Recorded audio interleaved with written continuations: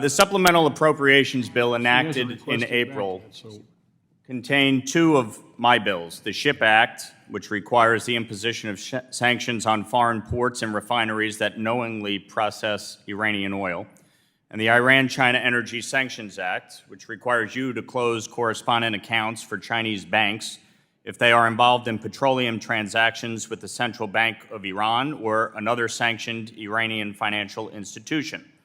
This applies no matter how minor or infrequent the transaction may be.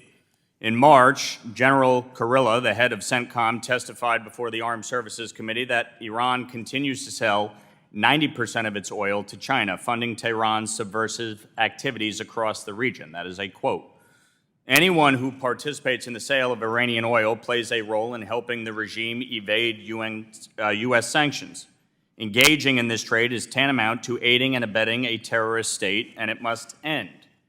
These sanctions create a significant financial incentive for ports and refineries to stop dealing in Iranian oil, or else lose access to the U.S. economy.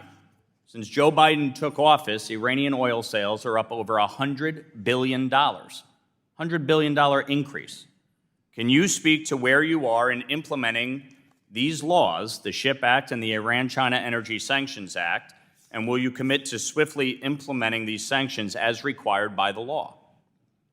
So I need to look into the details of where we are with respect to these particular acts, but we have put in place a wide array of sanctions on Iran, including for oil dealings. We have sanctioned firms in other countries that are involved with the Iran oil trade, and we are constantly evaluating additional sanctions to put in place. Since the supplemental aid package passed, have you had any meetings on the SHIP Act or the Iran-China Energy Sanctions Act?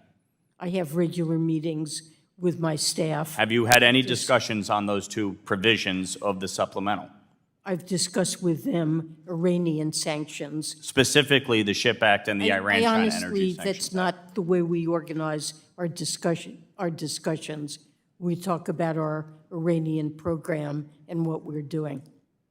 So I'm going to interpret your answer as to be no, you have not had discussions on the SHIP Act and the Iran-China Energy Sanctions Act, and the Treasury Department has not advanced sanctions with respect to those two laws. I have not said that.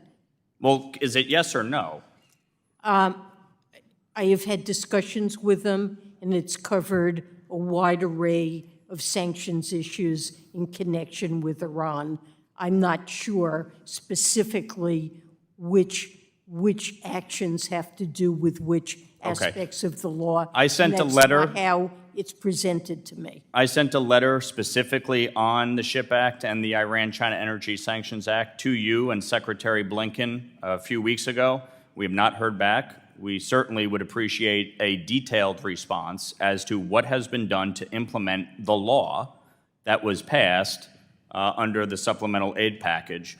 And in my remaining time, have you communicated the sanctions risk to Beijing at all with respect to the Iran-China Energy Sanctions Act?